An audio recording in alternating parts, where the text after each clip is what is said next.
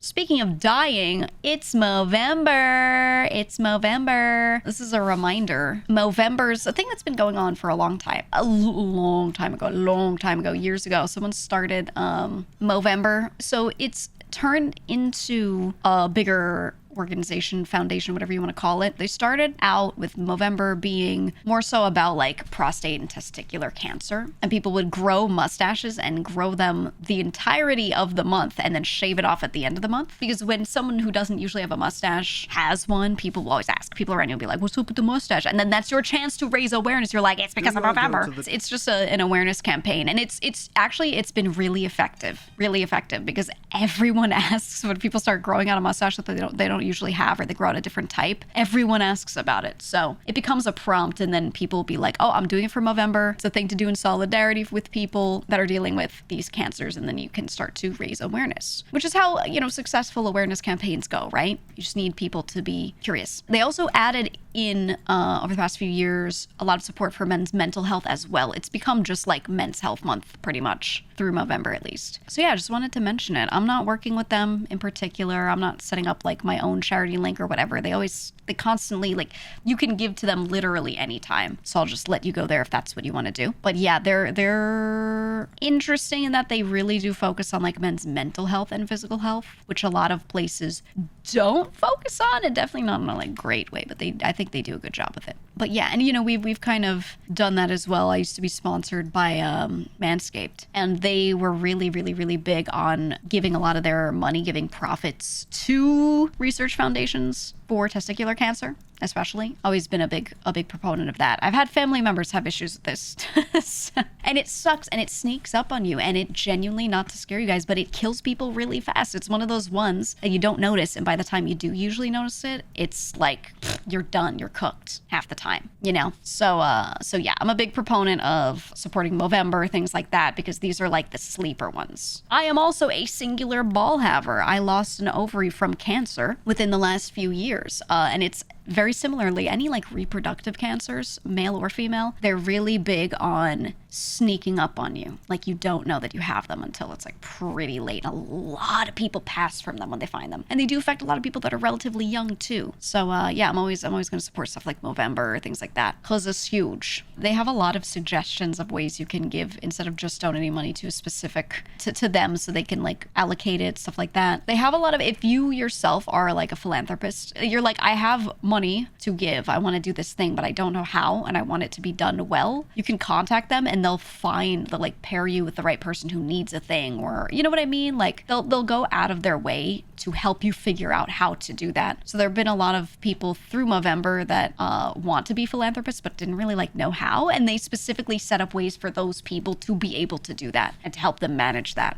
Which is, I think, really interesting. I think that's a cool idea, because instead of just being like, oh, here's my campaign, donate to it, there are a lot of people that be like, well, I don't really feel anything for your campaign specifically, so they like hold their money back. Instead, what Movember, the organization, has done is they've gone to people with money and been like, do you want to be known as a philanthropist? Let's work with you to help you work on a thing, and like get your name out there as having given, and we'll work on it together, instead of just like taking that person's money, handing them a receipt, and being like, okay, thank you, which is really cool. So that's kind of why I like this group.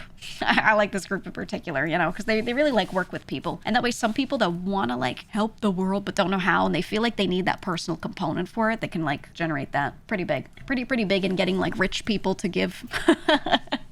Doing it like that, Reproductive cancers also tend to metastasize more than most. Oh, don't I know it? Yeah, it's bad. It's bad. This is why I didn't tell you guys, my own community, when I had cancer and I was like actively streaming through it. I didn't mention it, because if I told you guys at the time, oh yeah, I've got ovarian cancer, you guys would have looked it up and seen that like the death rates for it are very high. The mortality rates are super high. You would have seen like the chance of it coming back very high. You know what I mean? And I was like, I'm not going to drop that on them. Like, they don't need that. So I think a lot of people who have male reproductive cancers do the same, because yeah, the chances of them coming back, the chances of them metastasizing, the mortality rates, everything's so high. And then I feel like that results in it not being talked about as much, because people you just kind of find out someone has it, and then they're either over it or they're dead.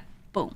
which is like, you know, maybe more ripping off the Band-Aid. Some people might prefer that, but less awareness because of it, for sure. So yeah, I will say for the male ones, it's a lot easier to get checked. It's a lot easier to get checked for these things pretty quickly. So silly question, if you lose both your balls, can you still get related cancer from it? Cancer is, you know, a cell that mutates. It starts expressing a protein that it normally wouldn't. You know, certain things genetically get a little messed up and they start producing things that they shouldn't.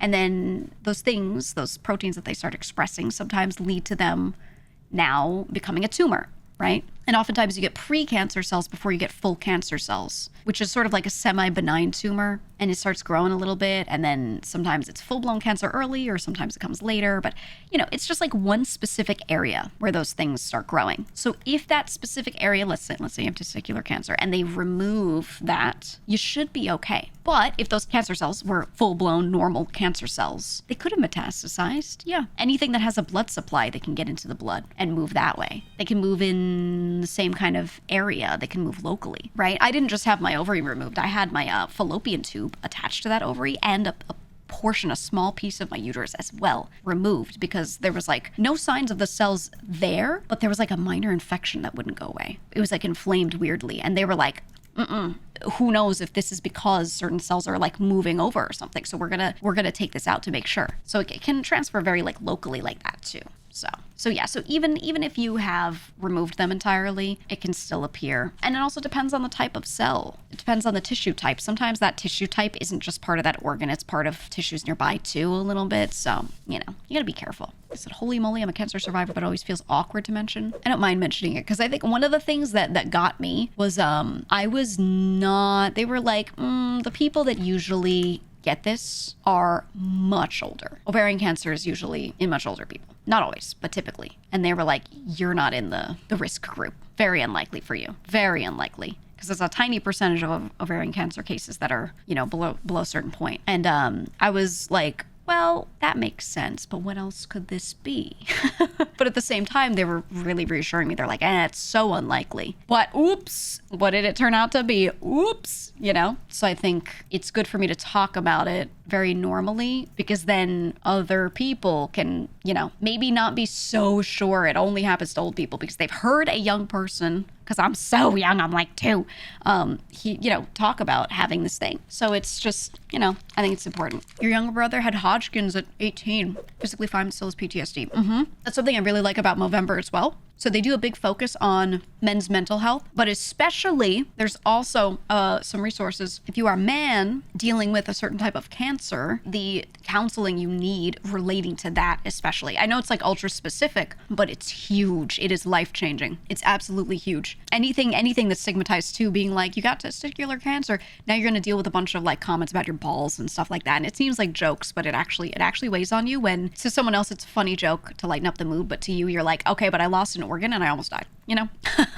Like it's their joke, but it's your very real personal situation. You don't know how the person feels about it, etc. They have a lot of resources relating to that stuff too. So yeah, I like Movember. I feel like they're very thorough in offering up help and everything in ways I feel like people really do need. Feeling like you did everything you were able to do is always a good way to see things. Yeah. When it comes to medical stuff, especially, you know, don't think about what you could have done previously. Think about where you are right now. What can you do right now? Do those things.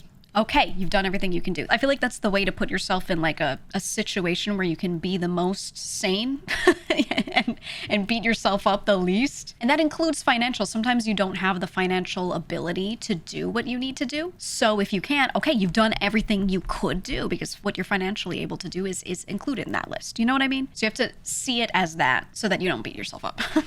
Because I could sit there and I could look in retrospect at all the things that I noticed but didn't get tested certain ways for because we thought it was something else and be like, oh, why didn't I do this? Why didn't I do that? Blah, blah, blah. But when the moment I was aware something was properly wrong, or I thought something was, more properly wrong, I at that point did everything, and I can like rest my head well at night thinking of it that way, You know what I mean? That's how you got to think of it so you don't go crazy. So I feel it's because us men are conditioned in a certain way to laugh things off and tolerate certain pains as well. 100%. Absolutely. I think one thing that also happens, so my friend who had prostate cancer, he had it metastasize and had a lot of other issues from it. He did have a ball removed, I believe. And there were some people that were making reproductive jokes. And there were some people that were making jokes aimed at like, you will be happy because now you can't impregnate someone potentially, which he could.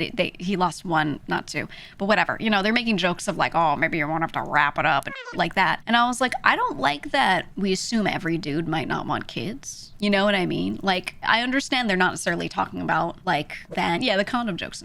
And I was like, because I knew him personally very closely, and like he wanted nothing more than a family. Like if he actually couldn't, that would have been like devastating for him. But people tend to see that as like a woman only, like feminine only kind of thing. Yeah, they don't joke about that to women nearly as much. But like, you know, he lost a ball, so they were like, haha, it's so funny to make this joke toward him. He won't care, you know, whatever. And I was like,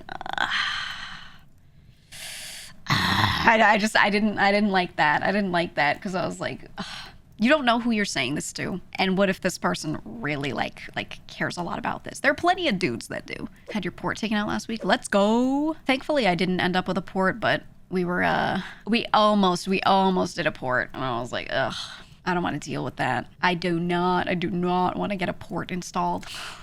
What's a port? When you do chemotherapy or you have a need for very frequent injections of something into your bloodstream, especially medications that go straight to the heart or things like that, sometimes they'll install a port, which is, I'll show you a picture, non-graphic, medical port. It's a thing that implants into a vein. And it gives you a spot to stick the needle into, basically. Yeah, it's like a permanent IV line coming out of you, and you can inject into that port instead of injecting into like yourself, like going into your skin over and over. They're really cool. A lot of them look like this. It goes typically under the skin. Not always. It depends on what type of port you have, but typically it goes underneath, and this tube goes into a vein and it sits there. And when you inject stuff, you inject into that little circle that you see up top there. You inject into that, and then it delivers it straight into that vein. So it makes it a lot easier. Like I said, if you have like really frequent medical need, you have to like very frequently do that. This makes that a lot easier on you. Big infection risk? Oh, absolutely. Absolutely. I was like, yeah, I really don't want one of those.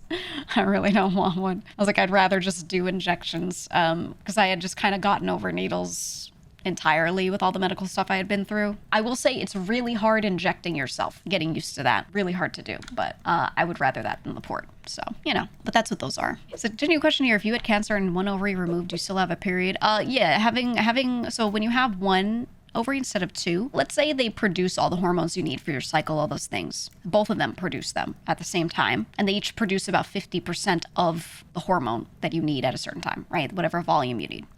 When you get rid of one, the other one now produces like 98, 99% of the hormone you need to keep things going normally. It's super rare that things go wrong with that. So yeah, losing one ovary is like really not a big deal. I think they said the stat was like on average you get menopause 1 year earlier.